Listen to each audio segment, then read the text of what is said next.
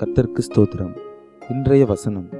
தேவன் தாமே இன்றைய வசனத்தை கொண்டு உங்களை வழிநடத்துவாராக, ஆசீர்வதிப்பாராக. ஆமென்.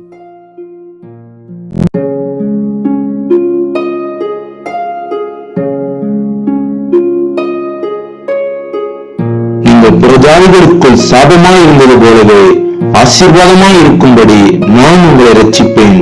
பயப்படாதேயுங்கள், உங்கள் கைகள் திடப்பட கடவுது. சகரியா 8:13.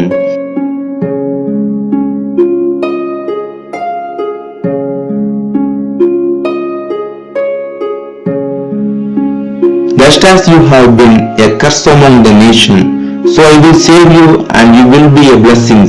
Do not be afraid, but let your hands be strong. Zechariah 8:13.